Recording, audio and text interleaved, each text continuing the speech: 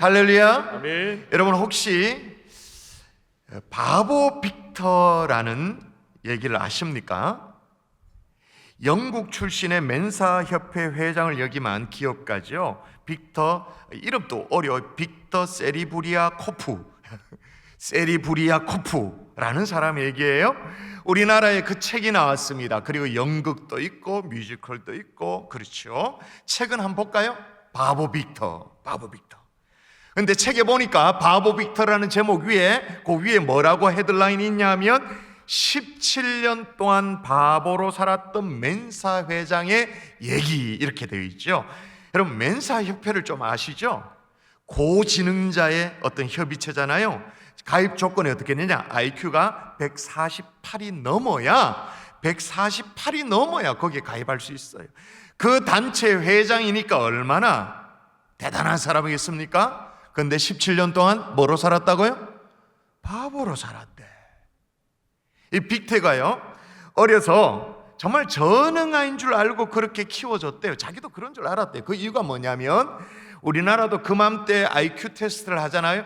15살 때 IQ 테스트를 했는데 검사 결과 어떻게 나왔냐면 173이 나왔어요.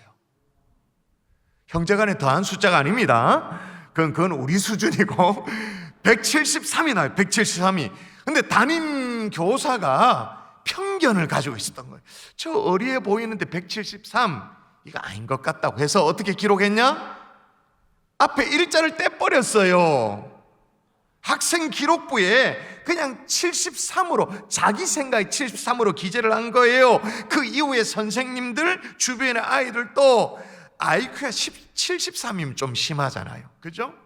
90 이하로는 조금 좀 이렇게 돌봄이 필요한 그런 분들 아니겠습니까? 73이니까 대놓고 바보라고 조롱을 한 거예요. 무시를 한 거예요. 조롱을 한 거예요. 그리고 본인도 그런 말을 들으니까 스스로 내가 전능아인 줄 알고 전능아답게 그렇게 맞춰서 그렇게 이렇게 반응을 했대요.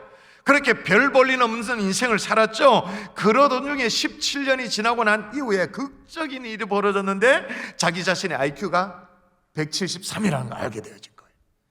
그리고 난 이후에 얼마나 명석함이 드러났는지, 얼마나 자기 자신이 천재인지를 깨닫고 난 이후에 그에 걸맞게 행동을 하기 시작했다라는 얘기, 결국에 성공한 사업가가 되어졌던 거죠. 이 얘기를 들으면서 여러분 드는 생각이 없어요? 많은 사람들이 자기 자신을 정말로 모른다라는 거예요. 심지어 부모도 모르고 선생님도 모르는 거죠. 그러다 보니까 자칫 잘못하면 나의 인생을 사는 게 아니라 남의 인생을 사는 거예요. 전혀 다른 사람의 인생을 내가 살아주고 있는 거예요. 독수리 같은 존재인데도 불구하고 닭과 같은, 뿅아리 같은 그런 존재로 사는 경우가 굉장히 많더라는 거예요. 그래서 여러분, 이 바보 빅터라는 책의 원제가 뭐냐면, 원제가 영어로 이렇게 되어 있습니다. 바보 빅터, 그러니까 빅터 더 풀, 바보 빅터잖아요. 그 다음에 콜론하고 뭐라고 되어 있냐면 Spread your wings라고 나와요. 이게 무슨 말이냐? 바보 빅터, 너의 날개를 펼쳐라 라는 거죠. 자신의 참모습을 발견하고 정말 자신의 인생을 살아내라 라는 그런 메시지가 책 제목인 거예요. 근데 여러분, 이게 말이 쉽지 그게 쉽습니까? 많은 사람들이 빅터처럼 살잖아요. 바보처럼 살잖아요. 남이 규정하는 자기 인생을 살잖아요. 오늘 모세도 마찬가지예요. 스스로 바보 노릇하며 살았죠.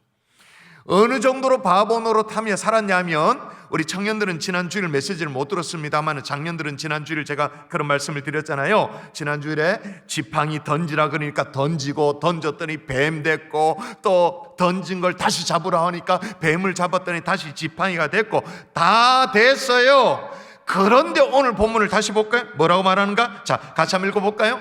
그런 지팡이, 뱀, 또다시 지팡이 이런 걸 경험하고 나서도 모세가 뭐라고 말하냐? 같이 시작. 모세가 여호와께 아뢰되, 오 주여, 나는 본래 말을 잘하지 못하는 자니이다. 주께서 주의 종에게 명령하신 후에도 역시 그러하니. 아멘. 여기 중요한 것은 뭐냐? 주께서 주의 종에게 명령하신 후에도 역시 그러하니라는 대목이에요. 여러분, 이게 무슨 말이냐면, 주의 종에게 말씀하신 이후에도, 명령하신 이후에도, 이 말은 뭐예요? 아무리 하나님이 말씀해 보이소 뭐 소용있나? 그 말이에요. 아무리 하나님이 말씀해도 아유 난 소용이 없다. 우리 식으로 말하면 아무리 목사님 강단에서 아무리 그걸 외쳐보세요. 아유 나는 아니다. 다시 정리를 좀 하면 여러분 야곱의 온 가족이 애굽의 총리 대신이 된 이 요셉 덕분에 기근을 피해가지고 식량을 넉넉하게 얻을 수 있는 애굽 땅에 왔잖아요. 몽땅 이주를 했지 않습니까? 초청 이민이 되었지 않습니까? 그때도 여러분 애굽도 이 요셉 덕분에 기근을 피한 터라 아주 후한 인심으로 이들을 맞이했습니다. 고센이란 땅을 내주면서 그들을 이제 목축하도록 그렇게 내줬죠. 이게 서로에게 윈윈이 되어졌어요. 여러분 야곱의 가족은 기근을 피해서 그게 참 좋은 일이고 애굽 사람들에게 목축 일은 멸시하는 일이니까 이걸 대신해 주니까 그건 또 좋은 일이고 그래서 자연스럽게 애굽 땅에서 살았죠. 이 위에 모니터 샤프한 거 좀 깎아주시면 좋을 것 같아요.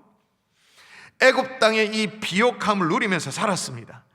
그런데 애굽 사람들과는 동화되지 않고는 그렇게 살았어요. 그러니까 이게 무슨 말이냐면 독자적인 문화를 유지하며 살았다 그 말입니다. 독자적인 언어를 유지하며 살았어요. 무엇보다도 여호와 하나님을 신앙하는 신앙을 유지하며 그렇게 살았어요. 마치 하나님께서 자기 백성을 어떻게 했냐면 완전 뭐랄까 이렇게 강보에 싸가지고 탁 싸가지고 하나님의 포대기에 싸가지고는 딱 보호하듯이 그렇게.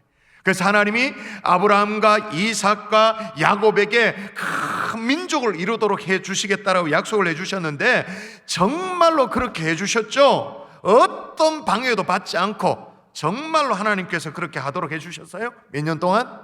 400년 동안. 그렇게 400년의 세월이 흘렀음에도 불구하고 요셉의 은혜를 잊어버리는 사람들이 있었잖아요. 세월이 지나갔습니다. 이제는 이스라엘의 이 막대한 이 노동력은 탐이 납니다만은 이 숫자가 부담스러운 그런 시대가 왔어요. 그래서 애굽 땅에서 이스라엘 민족 말살 정책이 자행되기 시작했죠. 이제 정확한 하나님의 시간이 되어져서 그 당시 200만으로 추정되어진 이스라엘 민족의 이 출애굽의 대역사를 하나님이 시작하시는데 정말로 강보에 딱 싸서 보호하듯이 그렇게 하나님께서 이스라엘을 인도해 내십니다.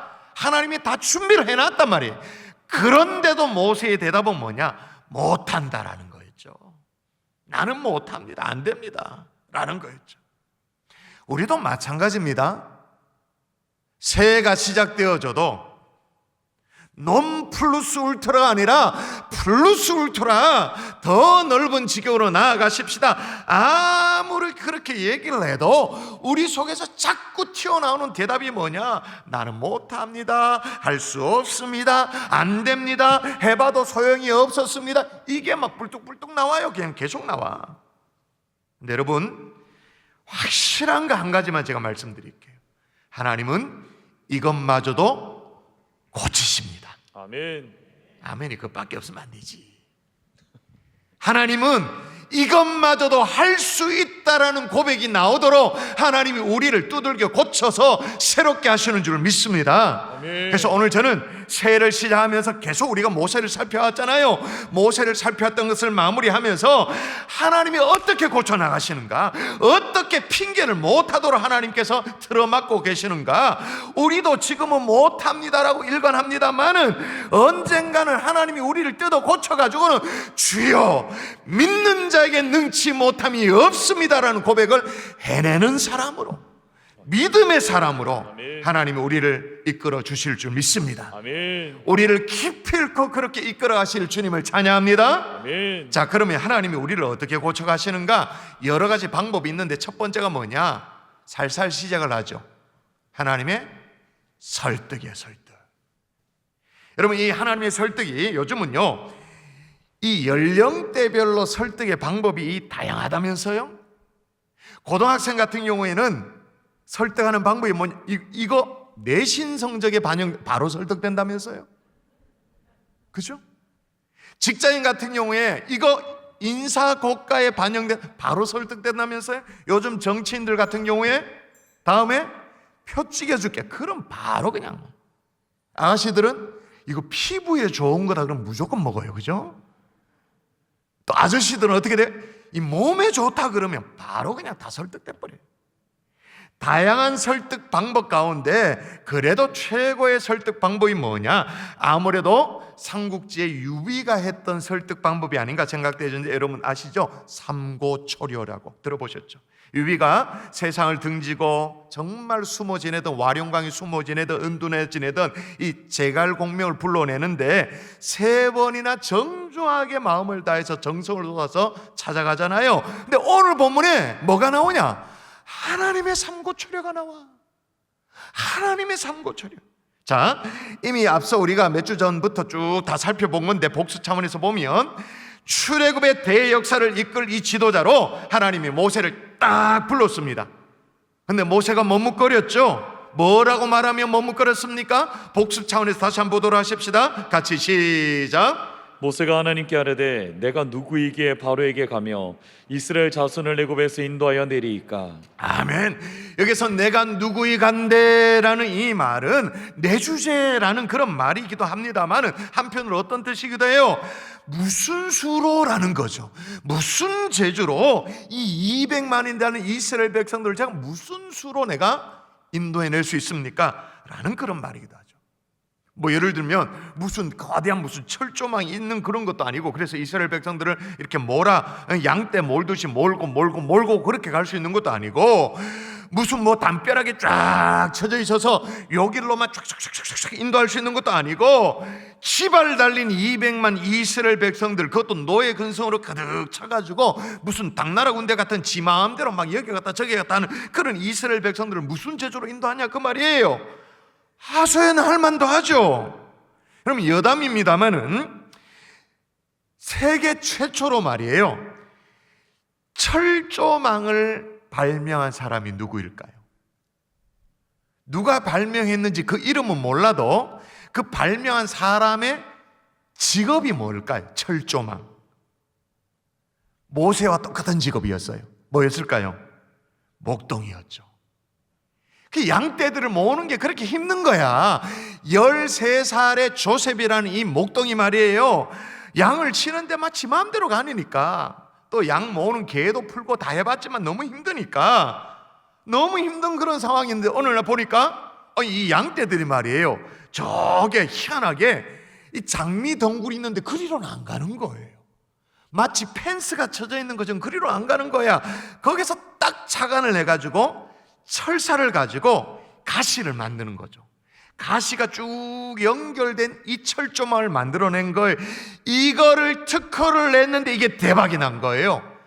그의 특허가 끝날 때까지 그가 벌어들인 돈이 얼마냐 하면 미국의 공인회계사 11명을 채용해서 1년 동안 일을 해도 끝나지 않는 계산이 될 만큼 엄청난 1차 세계대전이 끝날 때까지 이 조셉의 이 철조망의 양이 1차 세계대전 다 한 포탄의 양보다 훨씬 더 많은 철조망이 계속 보급되어졌던 거예요.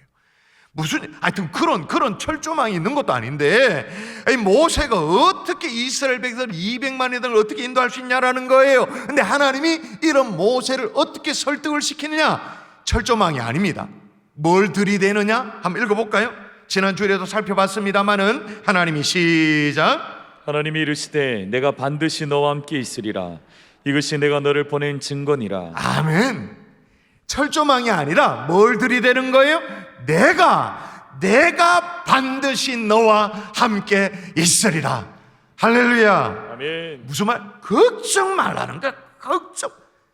이건 철조망은 유도 아니고 내가 하나님인 내가 반드시 너와 함께 있으리라. 할렐루야. 아멘. 그럼 아멘 해야 되지, 그죠? 근데 이번에는 모세가 또 뭐라고 말했냐면, 모세가 하나님께 아뢰되 너희의 조상의 하나님이 나를 너희에게 보내셨다 하면 그들이 내게 묻기를 그의 이름이 무엇이냐 하리니 내가 무엇이라고 그들에게 말하리까? 좋습니다, 하나님. 내가 이스라엘 백성들에게 가서 너희들을 인도하여 출애굽시키라고 그렇게 내가 명을 받았다고 말하면, 그렇게 명령을 내리신 하나님이 이름이 뭐냐고 물을 터인데 내가 그때 뭐라고 대답하면 됩니까? 라고 물었어요. 그래서 뭐라고 하나님이 대답해 주셨어요? 그 유명한 말씀, 너무나도 중요한 말씀. 출애굽기 3장 14절. 이거는 어디에 있는지 번지는 외워야 돼. 내용도 외워야 되지만 찾아야 되니까 출애굽기 3장 14절 이 정도는 외워야 돼. 같이 읽을까요? 시작. 하나님이 모세에게 이르시되 나는 스스로 있는 자니라. 또 이르시되 너는 이스라엘 자손이 이같이 이르기를 스스로 있는 자가 나를 너에게 보내셨다 하라. 그러니까 스스로 있는 자이다. I am that I am. 하나님 이름까지 밝게 쫙 알려줘요. 그럼 진짜 아멘 해야 되지. 잠만 말고 충성 가야 되지. 근데 모세가 또 못 가겠대.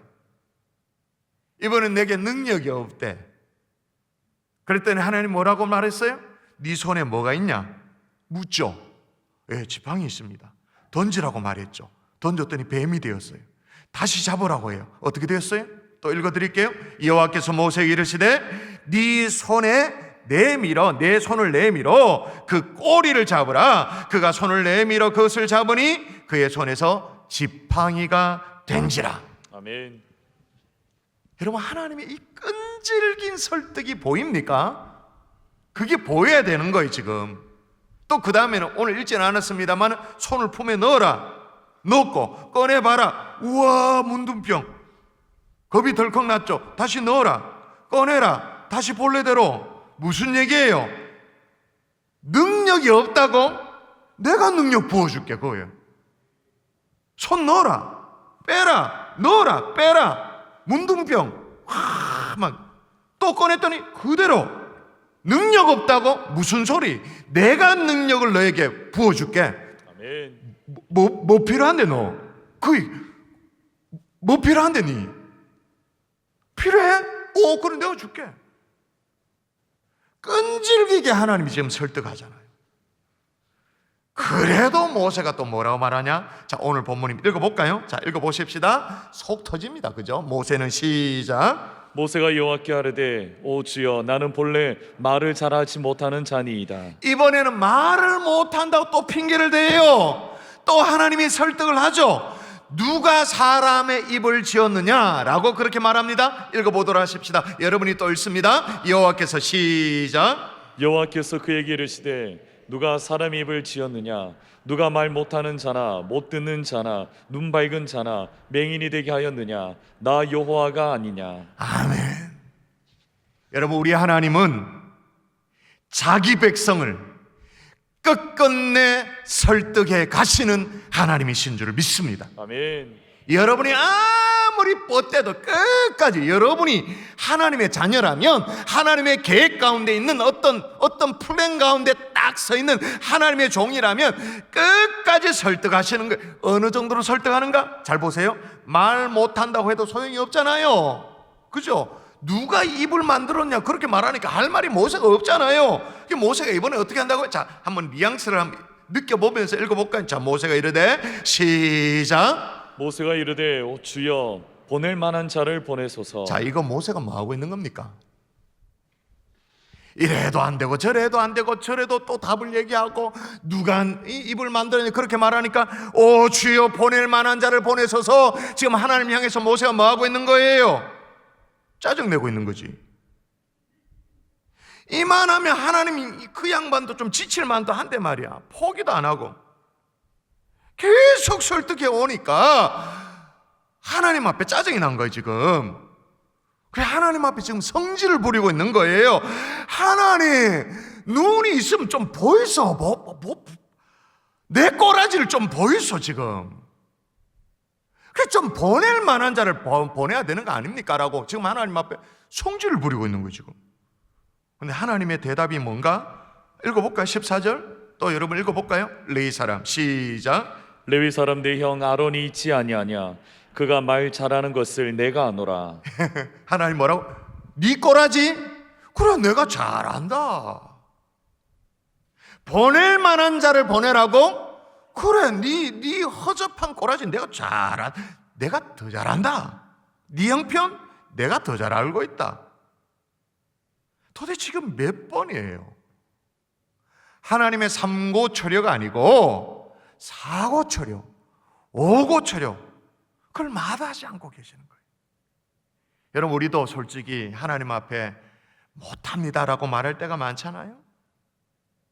봉사도 못하고 헌신도 못하고 우리 갈릴리 청년들 리더도 못하고 11조도 못하고 빛과 소금으로 살아내지도 못하고 심지어 예배당에 나오는 것도 못하고 대신방이 시작되어지도 신방 못 받고 하여튼 우리 입에서 자동 나오는 거 대답 못합니다. 근데 하나님은 당신의 사람이라면, 전제입니다, 하나님의 사람이라면, 그를 향한 하나님의 계획이 분명히 있다면 하나님은 끝까지 설득시키십니다. 아멘. 아멘이십니까? 아멘. 심지어 우리가 뭐를 부려도, 짜증 부려도, 성질을 부려도 이 하나님의 끈질김에 당해낼 재간이 없도록 하나님이 설득을 시키는 거예요. 할렐루야. 아멘. 여러분, 이런 하나님의 열심 앞에 여러분을 좀 내어주면 안 되나요? 계속 그렇게 버텨야 되나요? 이토록 설득하고 이토록 막 찌르고 말씀으로 막 양심이 찔리도록 하고 상황으로 하나님에 막 몰아붙이기도 하고 그 정도로 설득했으면 하나님 앞에 좀 우리를 좀 내어 맡기면 안 됩니까? 버티면서 여러분의 삶이, 인생이 행복했나요? 그렇다면 그렇게 계속 사세요. 아니라면 하나님의 이 끈질 설득 앞에 이제 고집 그만 부리고 여러분의 삶을 내어 맡길 수 있는 하나님의 종들 될 수 있기를 주의 이름으로 축원합니다. 아멘. 또 하나, 하나님이 우리를 고치는데 어떻게 고치느냐? 하나님의 준비로 우리를 고치시죠. 모세가 끝까지 오 주여 보낼 만한 자를 보내소서라고 못하겠다고 하니까, 핑계를 대니까 하나님이 누구를 딱 준비시켜 놨냐면 여호와께서 아론에게 이르시되 광야에 가서 모세를 맞으라 하심에 그가 가서 하나님의 산에서 모세를 만나 그에게 입맞추니라고 말합니다. 아까 말했잖아요. 말 잘하는 아론을 하나님이 딱 준비시켜 놨어요. 그러면 성경 퀴즈에 보십시다. 모세와 아론은 형제지간입니다. 누가 형이죠? 모세가 형입니까? 아론이 형입니까? 명문주일학교 출신들이요? 누가 형이에요? 아론이 형이죠. 그런데도 불구하고 누가 지금 모세를 영접하고 있어요? 누가? 아론이 모세를 영접하고 있어요. 하나님이 딱 준비시켜 놓으니까 형이 동생을 영접하고 모시고 있는 그런 상황이에요.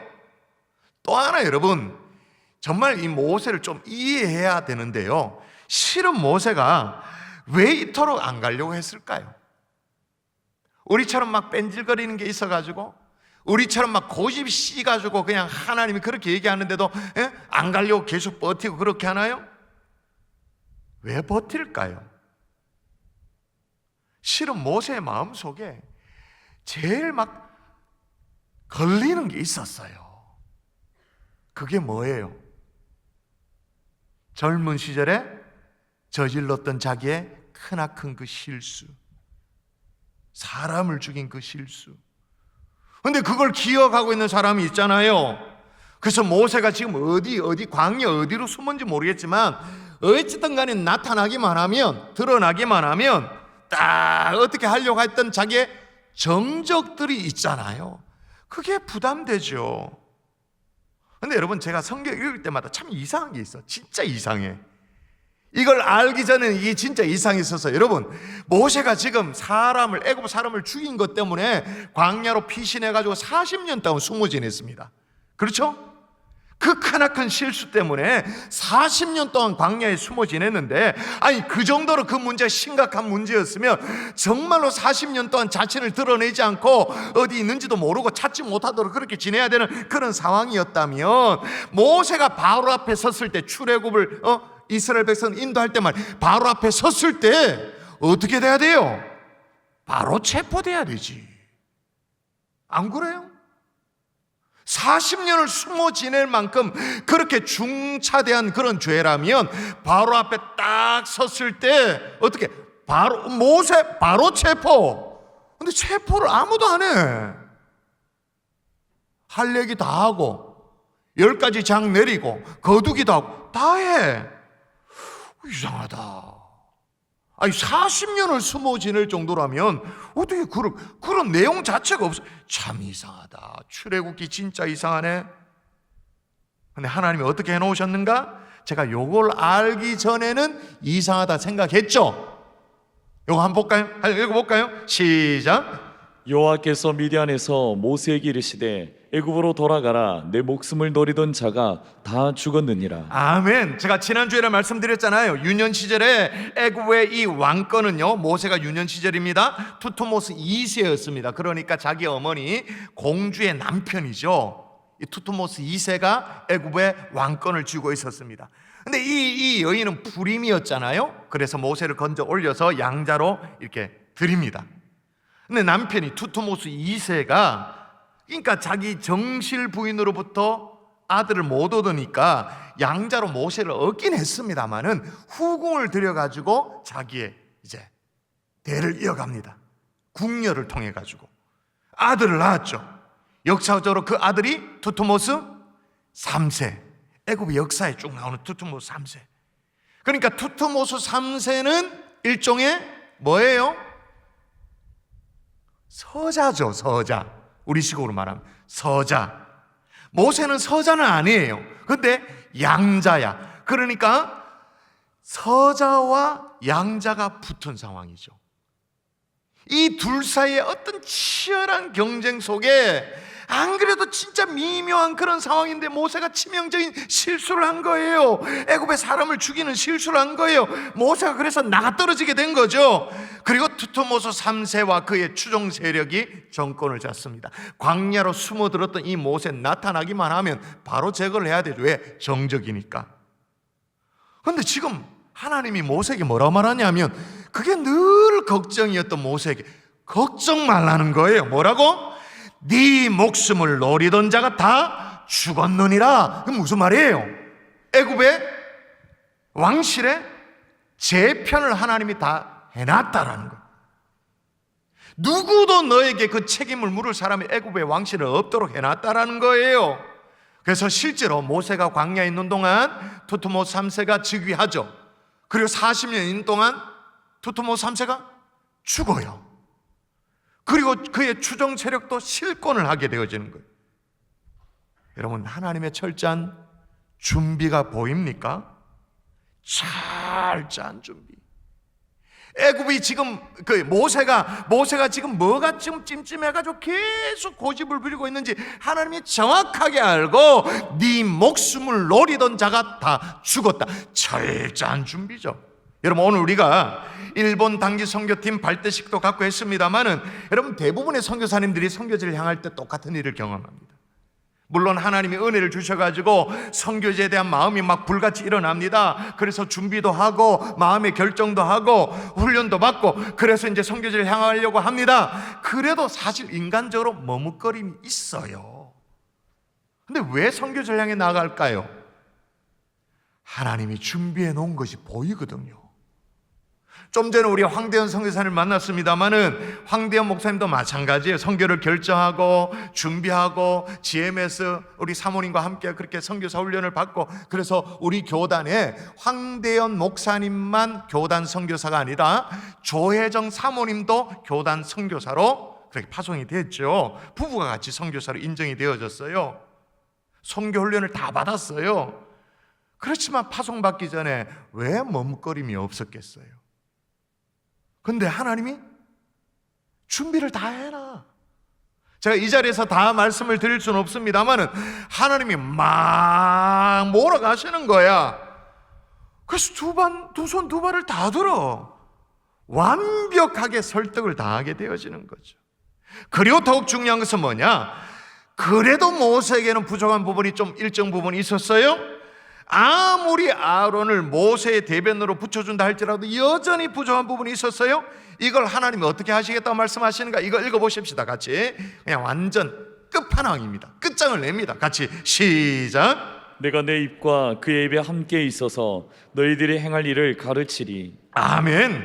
누가 가르친다고 말합니까? 내가 내가 네 입과 그의 입을 어떻게 한다고요? 함께 있어서 무슨 말입니까? 내가 채워줄게, 내가 책임질게, 걱정 말아라. 하나님께서 마지막에 도장을 꽉 찍고 계시는 거예요.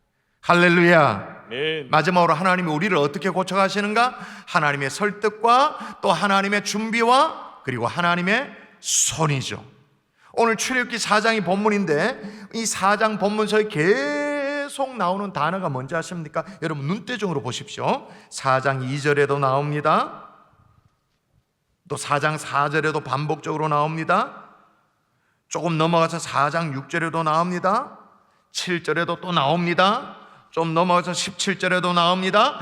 20절에도 나옵니다. 무려 12번이나 나오는 단어가 있어요.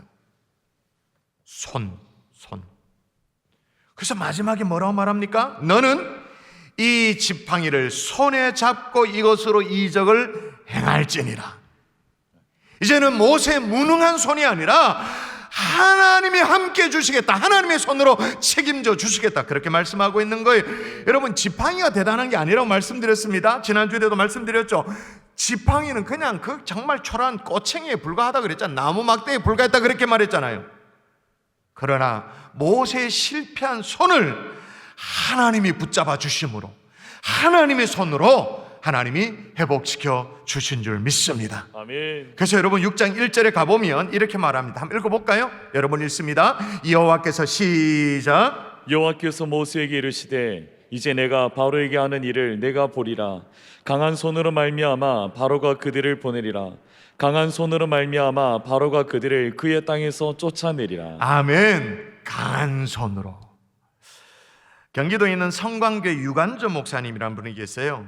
그분이 정리한 연필에 관한 에세이가 있는데 연필에는 5가지 특징이 있대요. 첫 번째는 연필은 가끔씩 쓰던 걸 멈추고 깎아야 할 때가 있대요. 맞죠? 깎아야 되죠.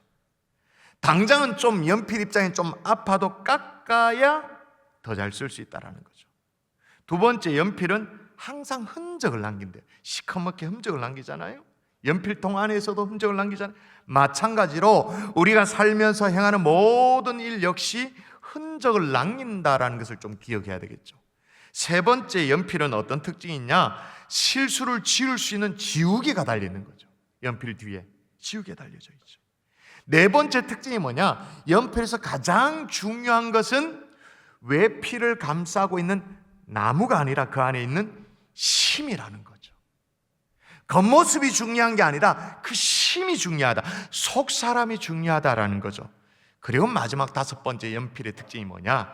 가장 중요한 건데 연필은 자신 스스로가 아니라 누군가가 사용하는 손이 있을 때, 손에 쥐어졌을 때 사용될 수 있다라는 거예요. 여러분, 우리 인생도 마찬가지입니다. 우리 인생에 나를 사용하시는 하나님의 손에 들려져 있을 때 의미가 있게 하나님 앞에 사용되어지는 줄 믿습니다. 아멘. 가치 있는 인생이 될 수 있는 줄 믿습니다. 그분의 손에 붙들려서 우리는 의미 있게 사용되어지는 줄 믿습니다. 그래서 마더 테레사도 그렇게 얘기했어요. 우리는 하나님의 손에 쥐어진 몽당 연필과도 같다. 우리가 아무리 불완전한 도구라 할지라도 하나님께서 그것을 붙드시면 우리는 아름다운 그림을 그릴 수 있다라고 그렇게 말했습니다. 여러분, 우리가 주님 앞에 조금만 주님의 손에 우리의 삶을 내어드리기만 하면 주님의 강한 손으로 우리의 연약한 손을 붙들어 주시는 줄 믿습니다. 아멘. 말씀의 결론을 맺을게요. 자, 보세요. 출애굽의 대역사를 인도한 모세가 위대한 겁니까? 하나님이 위대한 겁니까? 하나님이 위대한 거죠. 그러니까 우리는 어차피 별거 아니에요. 끝까지 설득해 내 가시는 하나님이 위대한 거예요. 할렐루야. 아멘. 하나님은 3고초려가 아니라 4고초려, 5고초려가 된다 할지라도 끝까지 설득하시는 거예요. 아멘이십니까? 준비하십니다. 모든 걸 다 준비하십니다. 저 같은 목사 같은 경우에도 어떻게 이 모세가 바로 앞에 갔을 때 체포가 안 당했지?